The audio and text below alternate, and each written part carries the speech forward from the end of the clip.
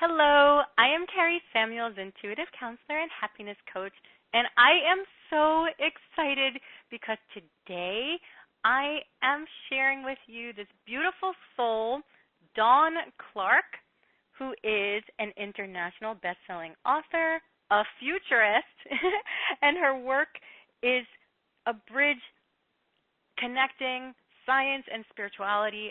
I am so happy to have you here, Dawn. Hello. Oh, Kari, I'm so thrilled to be here with you and all of the people that you touch. It's amazing. Thank you so much for having me. Thank you. So I've been wanting to share your message with everybody I know since I met you. I just want to share a little bit about when I met you and how I met you and how I responded to you because I actually met Dawn in person and with some colleagues of mine, and Dawn was sharing a little mini presentation about what she does and the kind of healing that she offers to the world. And when Dawn was speaking, I literally burst into tears. I mean, like, not just like little baby tears, but like I had to leave the room and cry for like 10 minutes. And it was like from the deepest part of my soul. These were happy tears though, but it came from such a deep part in me because when I saw Dawn speak and when I saw what she was bringing to the world and all the profound level of healing that she brought to the world and how she bridged this with science and how she took her spiritual gifts and proved this with science and represented this with science in a way that was so helpful and so empowering to people with such generosity and such sincerity that it moved my soul so much I needed to leave for air. So anyway, so that being said, thank you, Dawn, for being here again. And oh, Kari. And I just want to say, Kari, when I met you, I felt like I met a soul sister. I felt like I'd known you forever, and there you were. It was such a joyous moment for me.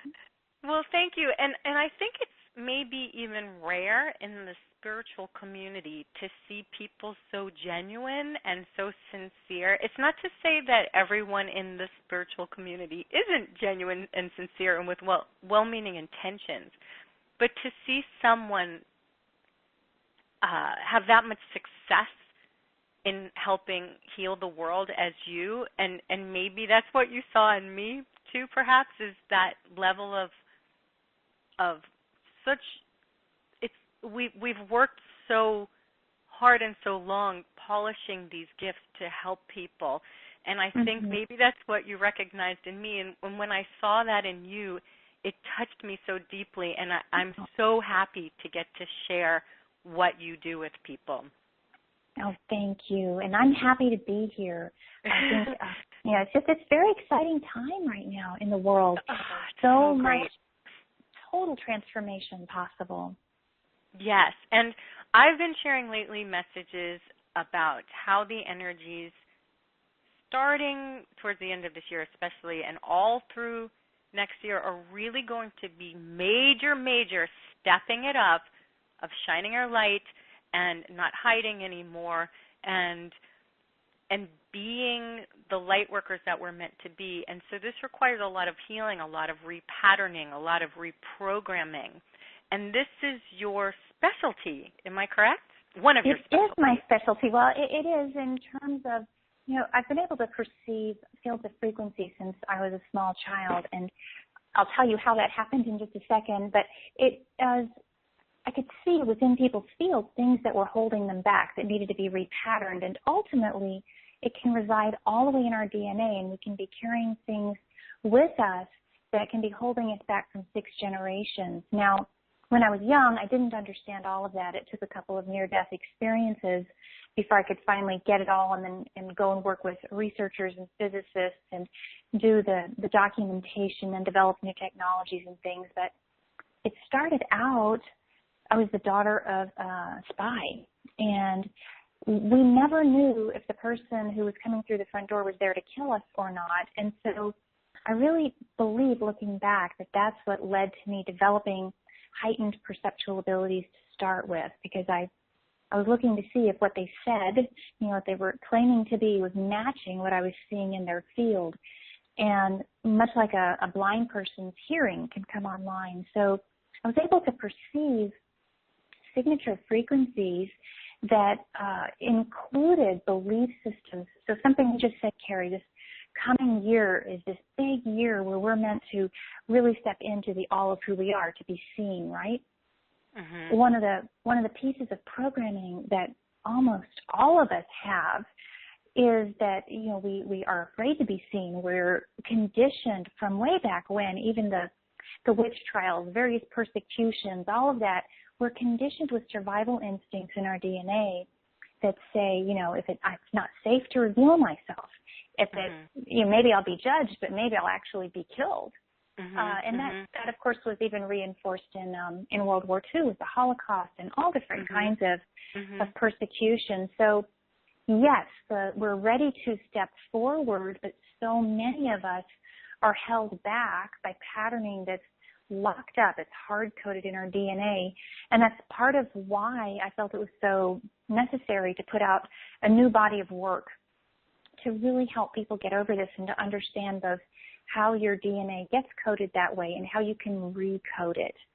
So that's a big piece of what I'm doing, because then we can really step forward and be all of who we were meant to be and deliver those gifts. Yeah, well, I was talking to a friend of mine actually who reads Akashic records, and I love having these friends. And we were discussing it actually. I don't think it's ever been there's ever been a time in history where it was really truly safe to be ourselves. We've always traditionally, if you look back and back and back, it's always been very tribal culture, and a lot of spiritual people have religious programming, which may have helped us, and it also conditioned us with a lot of poverty vows as well. But whatever the case is, there has always been this sense of always being part of a group or a tribe, and that is 100% your safety zone. I don't think there's ever been a time in our incarnational history, at least that's recorded, where it was 100%, and certainly not by 6 generations back, where it's been actually safe, or not even safe, where it's just we're meant to step out as individuals and truly say, this is me being an individual that is different from the group. There's some huge programming as far back, way more than 6 generations back. I mean, and she couldn't come up with anything from her Akashic record readings, and I read soul contracts. I couldn't see any imprints in anyone's soul records where it was really, truly meant to stand out as a unique individual. And would you say this is part of what you're seeing encoded in us? Well, that's a big question, because you're asking about Akashic records and coding with regards to that. And I can tell you from a soul perspective, based on my near-death experiences and the things that I saw when I was on the other side, I can see, and I can certainly offer you my opinion, that I do believe that our soul print, our path, our purpose, who we were born to be, that is encoded within our DNA. It starts within our underlying morphogenetic field, which is the blueprint that informs the DNA. I can tell you that I try really hard to put everything through a lens of science as well. So I can say 6 generations because where I may see something echoing in somebody's field from hundreds or even 1,200 or 2,000 or 4,000 years back, right? From a science perspective, when they're doing DNA testing, from the pure physical science piece, they feel that when you go back further than 6 generations, there's not enough information to really call out what tribe or what part. It just gets a little bit inadequate for them. So the only reason I say that we have these 6 generations holding us back, 6 generations of imprints born of fear and struggle and loss and, you name it, all of those intense emotional experiences can be positive ones too, but most of humanity has just really experienced the struggle of the human condition. That's what has rooted in us most of this. That's why I say 6 generations. However, yes, I can see within the field, undocumented through science, thousands of years. And you're right, there really hasn't been a time when it was, I'll use the word safe. Because of my experience on the other side, I tend to think that that idea of safety is kind of an illusion to some degrees. But yes, we would not be physically safe. Martin Luther, he made a huge difference, and he risked excommunication by starting the Protestant Reformation. Martin Luther King, the people who did dare to be different. It's truly amazing and life-changing, and we do live at we live a new paradigm coming, brand new shift. It's a new paradigm. And I truly believe that people like you are on the cutting edge of helping us change these ancestral patterns, generational patterns of programming and really limiting conditions to shine and to feel comfortable being ourselves and to be a light unto the world. But before we talk about this, I'm curious because you're referencing your experience on the other side and your near-death experiences and how you see things in the field. So I'd like to know, and I'm sure that other people would want to know, how you see things through your perception and also how you've seen these things through scientific documentation. And how sure. That's a great question. I want to hear more about that. Yeah, and I think also as we talk about this tonight, I think it's important that people understand that we are sitting now in the brink of a solution too. So it's easy to say go and be the light, but unless you have a way to understand, how you got imprinted and what you can do to get unimprinted or re-imprinted with positive things, it's more of an esoteric or a philosophical argument. Really, we need to become actionable now. So from this early age, when I was perceiving energy, when Dad was a spy and we had all that going on, what I initially began to perceive was very different than what people consider aura. I saw matrices of information, not just surrounding people, but almost like through people as well.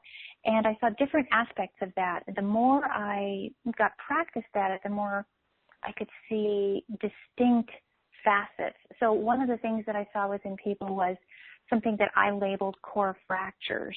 And it looked like a fracture line within that person's underlying morphogenetic blueprint. And some people had deep fault lines, like the San Andreas Fault, and other people had shatter patterns as if a mirror had fallen on the floor. And those related to trauma incidents. Other people had pools of toxic emotions that looked like goo that was vibrating a slow vibration, and it was causing the cell tissue to change in vibration and accumulate toxins.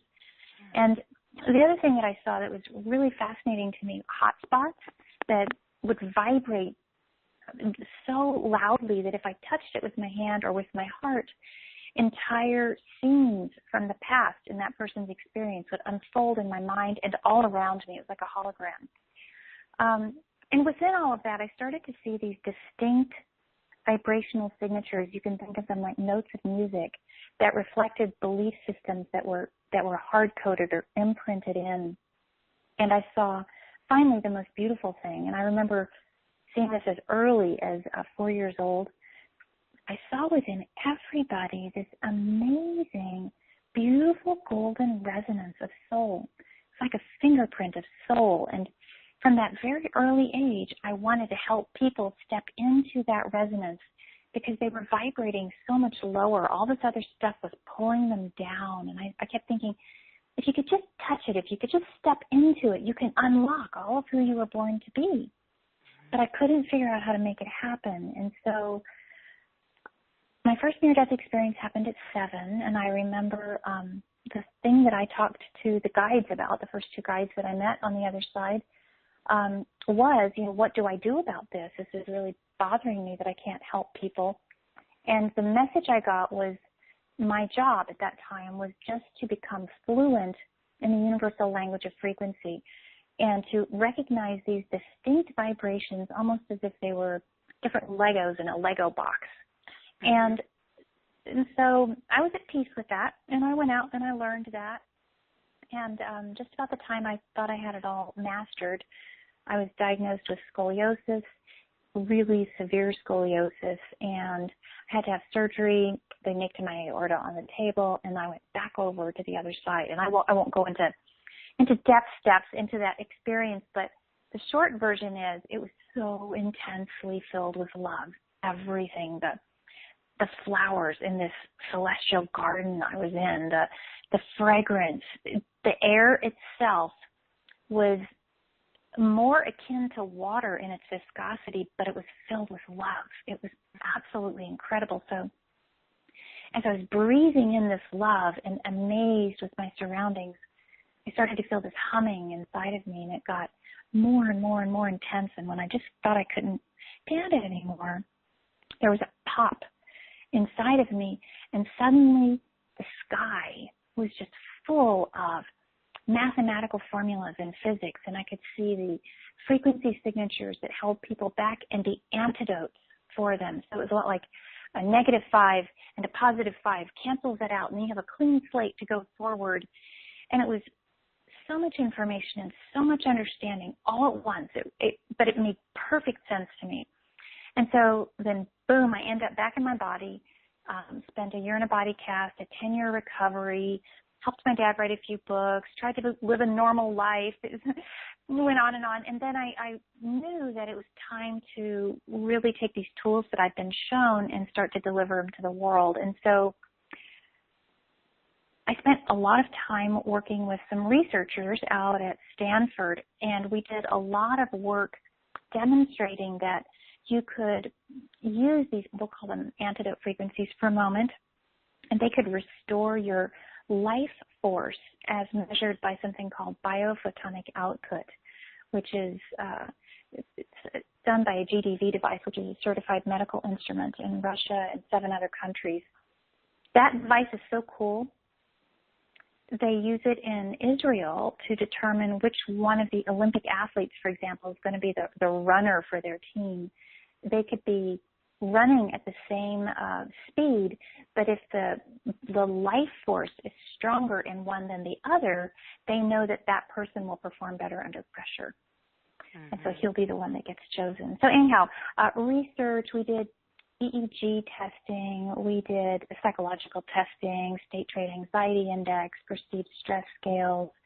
I even sent these antidote frequencies over to Dr. Emoto's lab in Japan with the water studies to demonstrate that by encountering them, the water would go from just a state of chaos to beauty. And then the protocols came, and I ended up having $1 million of investment funding come in from somebody who had a remarkable experience turning his life around with this work, and that's how I got to where I am today. And so much science, so much research. And the physicists, Kari, at this stage, they're ready to explore how it all applies. They're not as afraid as they were 10 or 15 years ago. It's so amazing to me. First of all, it's amazing to me that you were able to get this scientific backing. So there must have been proof after proof after proof that these frequencies, and I talk about frequencies all the time because people are always like, numbers and letters and planets, they're all frequencies, sound frequencies. These frequencies are what we're made of, basically. And even the book of John, in the beginning was the Word. That was a frequency. That's how you create the world. That's manifestation. And that's also healing. So we have these potential frequencies of our purest, most divine self that you saw in that golden energy, that golden light, or however you it's almost hard for me to put into words because I understand what you're saying energetically because I see this as well. And then you see that the illusion of who we think we are, that separate version of ourselves that's been traumatized, you see that as well. And a lot of the healing that's been happening has been about kind of going back and rehashing some of the trauma. It almost triggers it again. It almost triggers the fault line when you and I both have this. We do it in very different ways, but I think where we match our frequencies is in that sense that we want to help people step into that pure potential version of themselves. And the fact that you've been able to do this and validate it and prove it with science and get scientists to back you is phenomenal for me. Now, how did you convince these scientists? No, you said there was one pivotal person. How do you do that? No, I didn't convince anybody. I was actually asked. So one of my things is I show up. Like if somebody invites me to do something, I show up. That's part of my commitment to being in body. I show up. And so somebody asked me to do a presentation in Palo Alto, California, which happens to be where Stanford is. I didn't think much of it. I just thought I'm going to show up. Right. And so they did a little, I had a little intern at the time. She did some social media posting for me, and we had standing room only. Like this place that I spoke at was called the FMBR, which is the Foundation for Mind Being Research. And I didn't know anything about it before then. And I had just a packed room. They'd never seen anything like it. And so I gave my presentation. I did demonstrations, and it was amazing. Within the audience were some physicists from Stanford I didn't know. And they came up to me afterwards and they said, "We get why this works. We will help you." They get it, right? They get it. So people talk about metaphysics. This is physics. This is for real. This is real. So I didn't go knocking on any doors. They came to me. I just showed up and they were there. And so they were so helpful, and they understood it from a meta perspective, and they understood how 4 different disciplines would weave in, and it was drum theory, and it was this, and it was that, and they helped me actually put together a key piece of the technology that allowed us to personalize this. And then what happened, even with the investor, it was the same thing, Kari. Somebody said to me, "Dawn, I understand you're going to be in Houston for the holidays. We'd love for you to do a presentation." And I was thinking to myself, oh my gosh, I'm so tired, and I just want to go see my family. And I thought, nope, I have to show up. This is my thing. I have to show up. And I said, how big is the group visit? And they said, I don't know, maybe 20, 25 people. I'm thinking, this makes really very little sense, but I'm going to show up. So I show up and I teach this class about the love energy of money and how our experiences as a child can imprint us deeply in terms of how we're able to receive and what we're able to actually create until we learn how to change it. And in that group was this elderly man who I was very worried about. He was pale. He was not walking well, probably in his late 60s. And I didn't have any idea who he was. And he contacted the office afterwards and said, I want to work with her privately, and I'm not well, and I want to work with her. And so he did a couple of private sessions. He started to have a big turnaround, and then he did the regular programs that I have, because I didn't have a lot of time to do private sessions any longer, even at that point. And so he went into my programs. He had such an incredible turnaround in his health and his relationship with his kids. It was amazing. And he said to me, I want to help this work get out to the world. What do you need? And I said, I'm working on developing this technology. And he said, what's it going to cost? And I said, it's about $1 million. And he said, great. He said, great, here you go. Turned out he was a very wealthy trust fund baby, and I had no idea. There you go. That's the thing, and you showed up. By the way, thanks for showing up for this call, because I was so excited to get this information out to everyone. But that's the thing I want to say. We have to show up without expectation, right? We just have to show up. It's not like I'm going to show up because I think something good's going to happen. This is what I always tell people. When you are living your soul's purpose, when you step into your soul's purpose, the universe will rush to support you because the universe wants you. All your spirit, if you knew how much help you had, all your divine helpers, all the energy in the cosmos is rushing to help you because you are born with your soul's purpose, because your soul's purpose will always benefit the greater good. Is that right? Exactly. Yeah, absolutely. I call it the triple bottom line. It's good for you, it's good for others, it's good for the world. And this is truly what you came to do. It doesn't mean you have to be president. You can just be you. You can just smile at somebody and have such a profound effect. It's incredible. So yeah, showing up without this sort of, well, if I do this, then I better get that, or, that I just don't do that. You just have to show up organically with your full heart on, and things happen that you never expect. So this was the second time that I'd been offered the $1 million funding. The first time was interesting. I turned it down because it came with some real strings attached. I'm glad you listened to your heart. I did. Well, my friends in Silicon Valley were saying, Dawn, you're never going to get this offer here. People struggle to get $250,000. You're trying to get $1 million with something that hardly makes sense to anybody. And the initial funding offer came from somebody else who had done some of the work. Their friend found out about it, and he said, well, I'll give you the money, but I get to have the say over what you publish next. I get to have the say, for example, about whether or not you get to put out that children's book that you've been working on. And I said, no. I said, nobody gets to have say over that except the universe. That's it. And so I walked away from it. Yeah, I walked away from it, and wow! And then See, you're such a testimony. First of all, your whole life is such a testimony to universal law and really attracting opportunities by being true to yourself, by being 100% yourself and listening to your heart.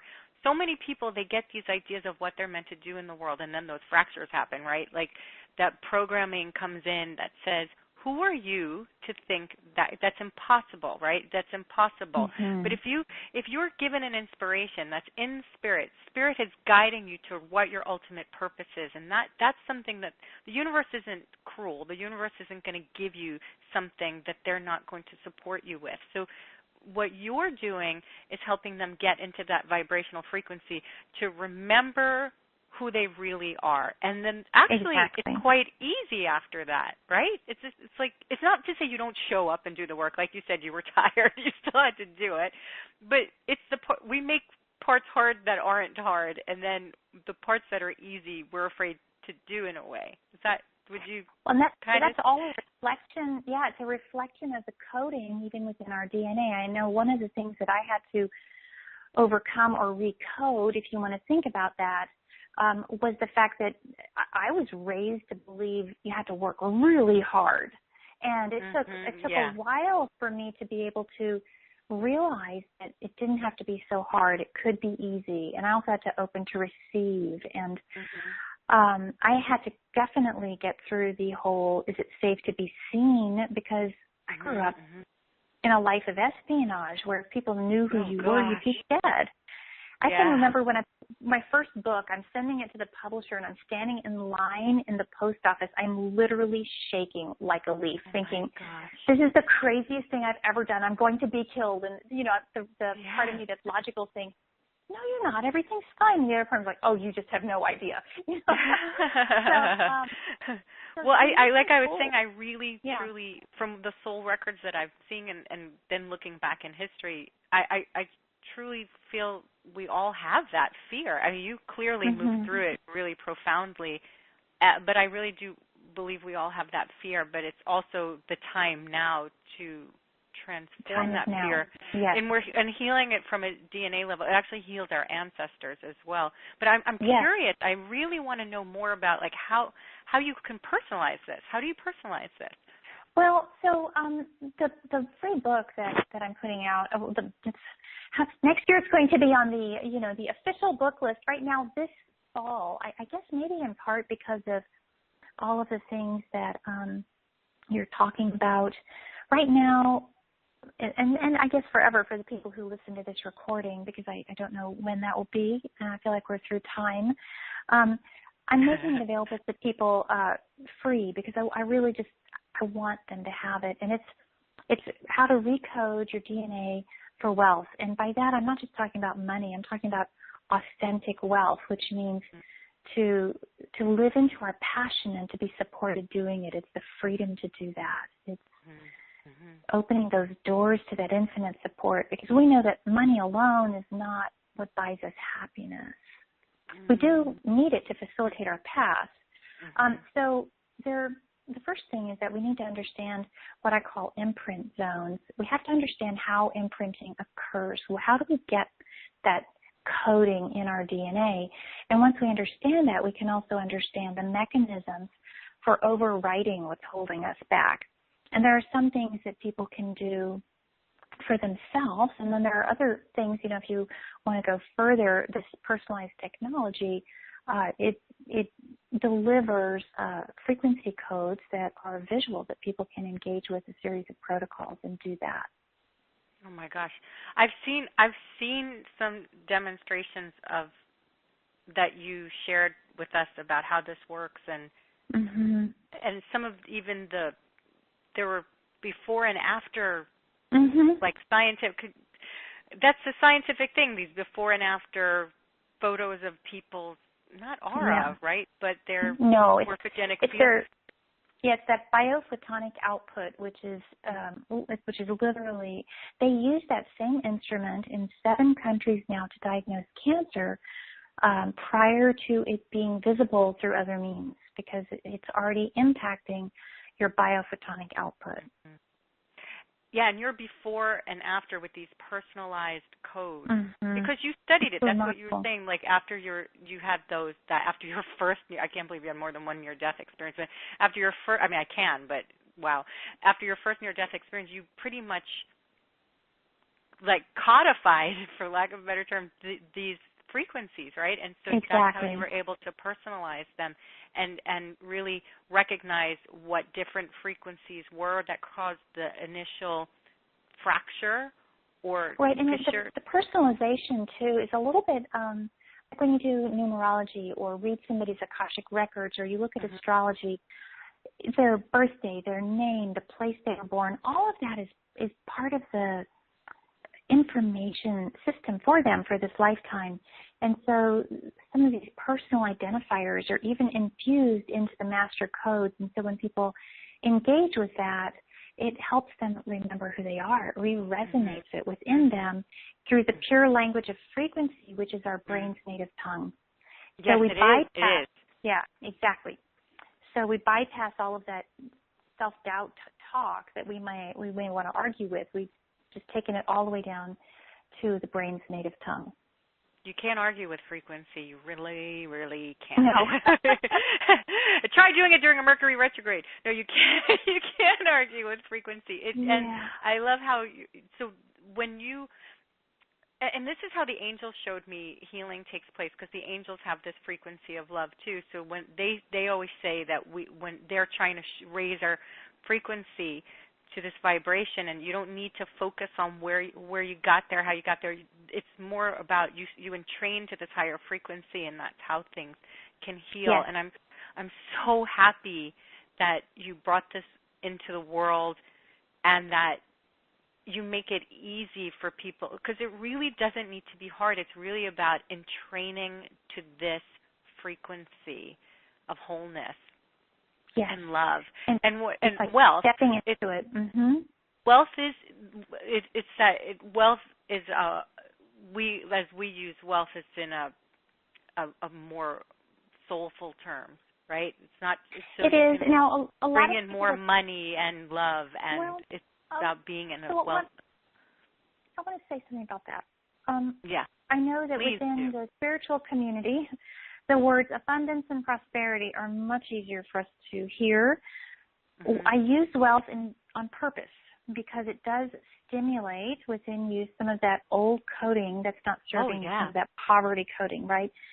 I did a survey 2 years ago, and I had a large audience of very spiritual people And I said, what would you do if you could do anything? We were stepping into that soul print aspect of them. And they all had something amazing that they wanted to do. And one by one, I said, so what's stopping you? Money. Oh, yeah, that's what stopped me. Right? Oh, yes.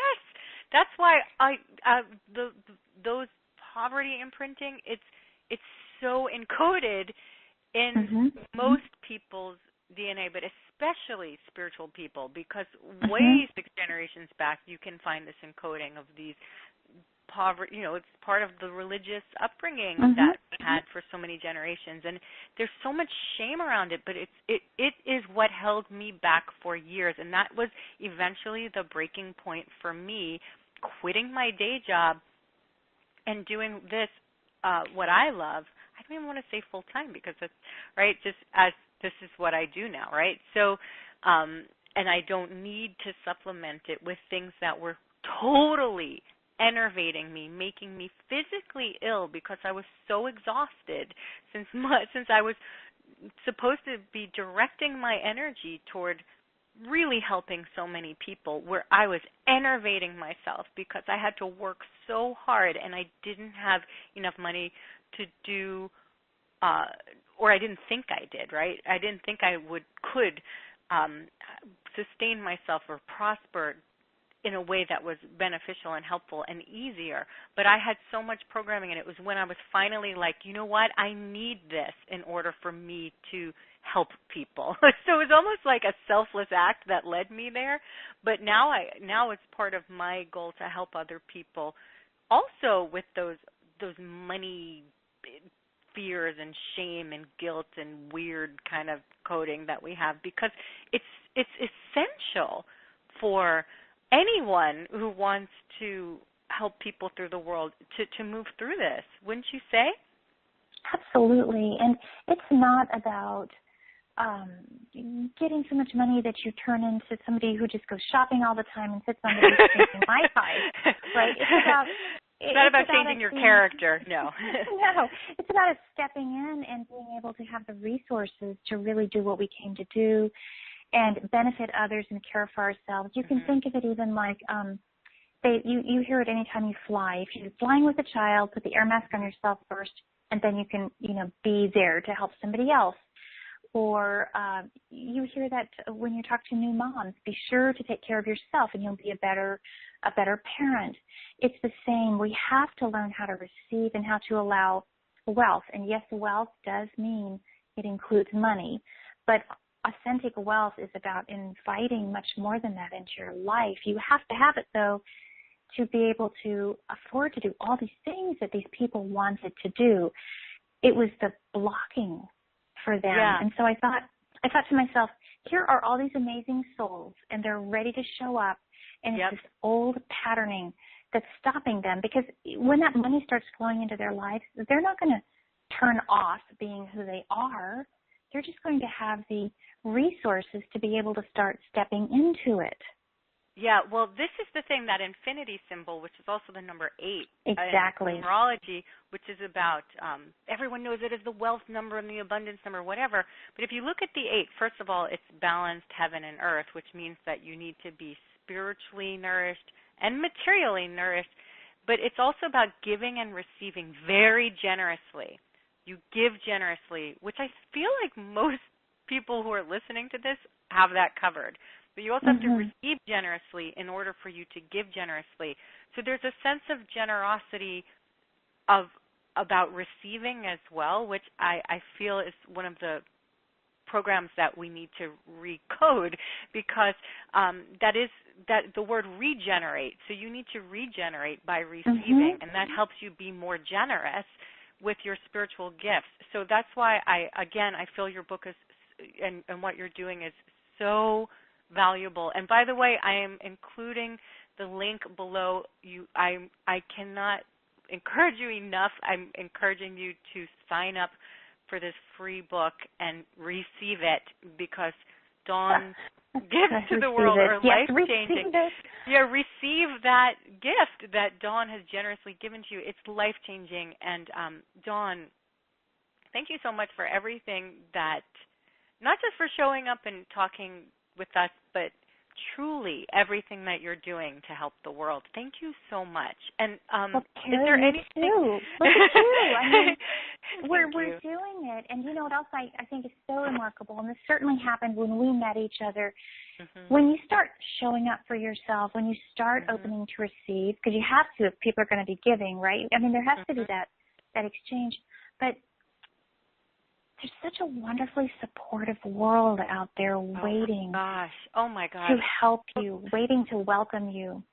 Yes, and that's the root chakra. Your root chakra is associated with money, wealth, security, tribe, and it's really about, like, as you step out as an individual, you need to be connecting with these individuals who are stepping out as well. That's Exactly. why it's so important to. That's why I'm so happy that I found people like you to help people like me and to help people that I'm helping and all this. It's to see how this all regenerates, right? So. Well, it is a little bit so scary grateful. initially, when you step out. It's You super scary. feel like you're stepping out, right? And that's where all Mm-hmm. that fear programming will try to hold us back. Mm-hmm. But when we step out, if we're willing to walk through that, if you wanted to go Mm-hmm. biblical, you could think of it like going into the desert for a minute.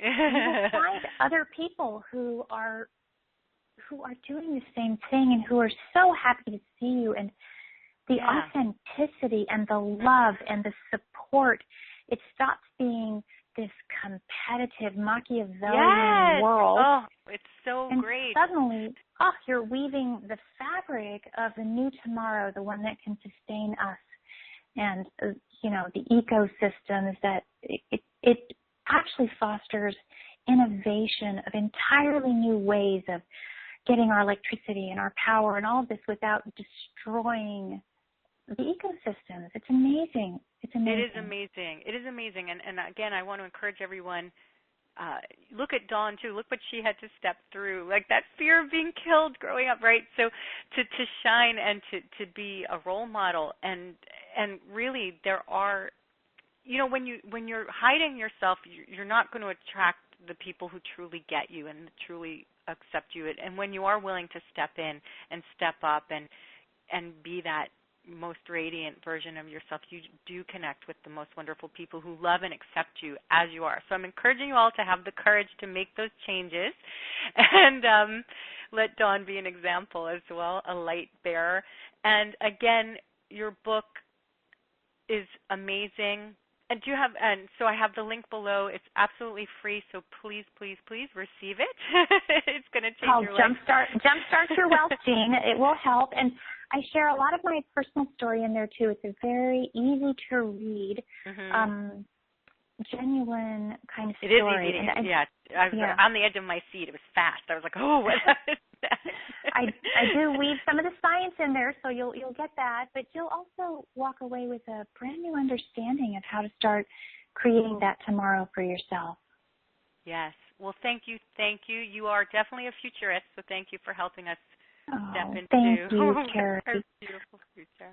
What a true pleasure to be able to be here with you and your entire tribe tonight. Thank you so much for making time for this. Oh, thank you so much, and I wish you lots of love, and everyone listening, lots of love. Thank you. Thank you. Thank you. Thank you. Thank you. Thank you.